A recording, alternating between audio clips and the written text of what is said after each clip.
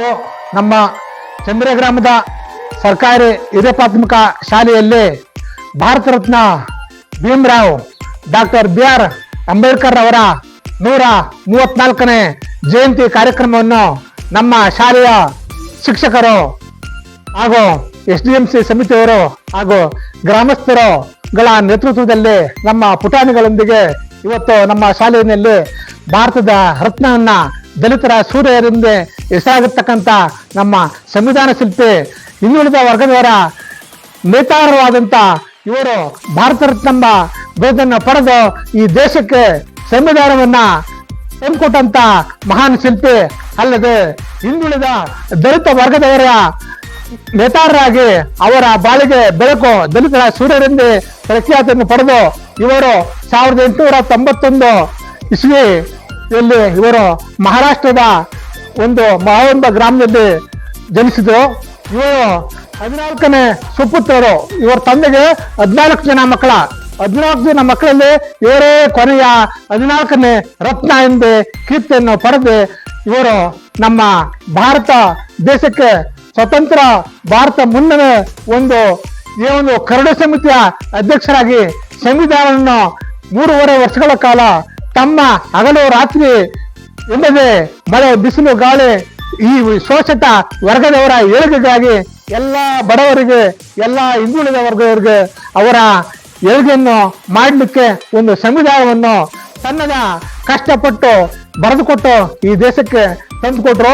ಅವರ ಈ ಒಂದು ಶುಭ ದಿನದ ಜನ್ಮ ದಿನಾಚರಣೆಯನ್ನು ರಾಜ್ಯಾದ್ಯಂತ ದೇಶಾದ್ಯಂತ ಇಂದು ಎಲ್ಲರೂ ಸರ್ಕಾರಿ ಕಚೇರಿಗಳಲ್ಲಿ ಹಾಗೂ ಎಲ್ಲ ಸಂಘ ಸಂಸ್ಥೆಗಳು ಹಾಗೂ ಇನ್ನಿತರ ಎಲ್ಲರೂ ಸಹ ಈ ತಂದೆಯ ನೆನಪಿನಲ್ಲಿ ಭಾರತ ರತ್ನವನ್ನು ನಾವೆಲ್ಲರೂ ಸಹ ಇವತ್ತು ಅವರ ಸವಿ ನೆನಪಿಗಾಗಿ ಅವರ ಆಚರಣೆಯನ್ನ ಮಾಡ್ತಾ ಇದ್ವಿ.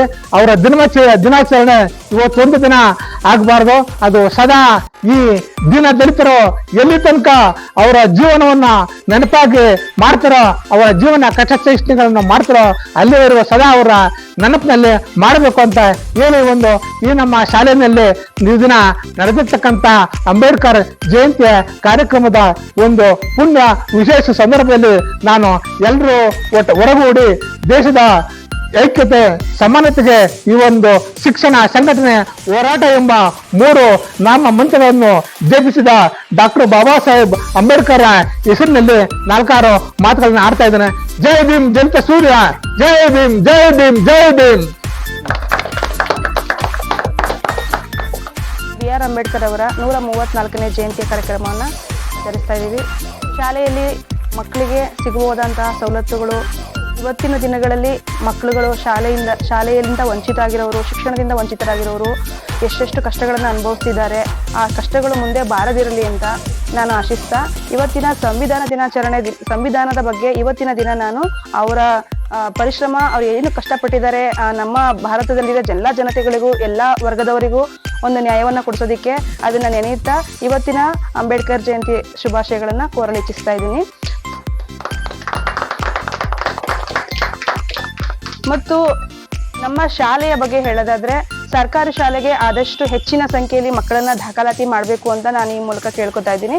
ಕಾರಣ ಇಷ್ಟೇ, ಮಕ್ಕಳಿಗೆ ಈ ಶಾಲೆಯಲ್ಲಿ ಓದುವ ಮಕ್ಕಳಿಗೆ ಆರ್ಥಿಕ ಹೊರೆ ತಂದೆ ತಾಯಿಯರಿಗೆ ಇರೋದಿಲ್ಲ. ಯಾಕಂದ್ರೆ ಇಲ್ಲಿ ಯಾವುದೇ ತರಂತಹ ಫೀಸ್ ಆಗಲಿ, ಬೇರೆ ಬಟ್ಟೆಗಳಿಗಾಗ್ಲಿ, ವ್ಯಾನ್ ಫೀಸ್ ಆಗಲಿ, ಟ್ಯೂಷನ್ ಫೀಸ್ ಆಗಲಿ, ಬೇರೆ ಯಾವುದಕ್ಕೆ ಆಗಲಿ ಕೂಡ ನಾವು ಫೀಸನ್ನು ಕೊಡೋ ಆಗಿಲ್ಲ. ಸರ್ಕಾರವೇ ಉಚಿತವಾಗಿ ಶಿಕ್ಷಣವನ್ನು ಕೊಡುತ್ತೆ. ಉಚಿತವಾಗಿ ಶಿಕ್ಷಣವನ್ನು ಕೊಡೋ ಮಕ್ಕಳಿಗೆ ಉಚಿತವಾದ ಊಟದ ವ್ಯವಸ್ಥೆ ಕೂಡ ಇರುತ್ತೆ. ಯಾವ ಮಕ್ಕಳು ಕೂಡ ಹಸಿದು ಪಾಠವನ್ನ ಕಲಿಯೋದಕ್ಕೆ ಆಗೋದಿಲ್ಲ ಅನ್ನೋದು ಶಿಕ್ಷಣವನ್ನ ಮನಗಂಡು ಶಿಕ್ಷಣದಲ್ಲಿ ಊಟ ಕೂಡ ಮುಖ್ಯವಾದದ್ದು. ಯಾಕಂದ್ರೆ ಎಷ್ಟೋ ಜನ ಮಕ್ಕಳಿಗೆ ಊಟದಿಂದನೂ ವಂಚಿತರಾಗಿರ್ತಾರೆ.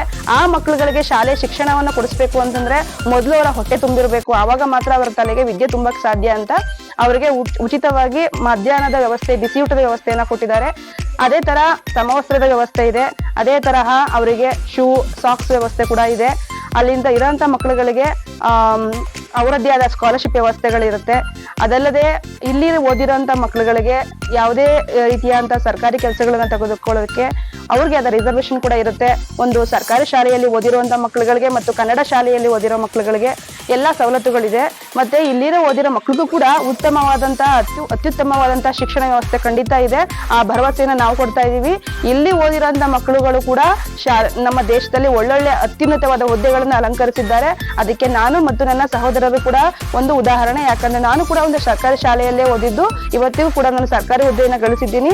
ಹಾಗೆ ಎಲ್ಲರೂ ಕೂಡ ಸರ್ಕಾರಿ ಶಾಲೆಯನ್ನ ಉಳಿಸಿ ಬೆಳೆಸಿ, ಕನ್ನಡ ಮಾಧ್ಯಮದ ಶಾಲೆಗಳನ್ನು ಕೂಡ ದಯವಿಟ್ಟು ಬೆಳೆಸಿ, ಅವುಗಳಲ್ಲಿ ಓದಿರೋಂತ ಮಕ್ಕಳುಗಳೇ ಇವತ್ತು ಅತ್ಯಂತ ಹೆಚ್ಚಿನ ಸರ್ಕಾರಿ ಹುದ್ದೆಗಳನ್ನ ಅಲಂಕರಿಸಿರೋದು.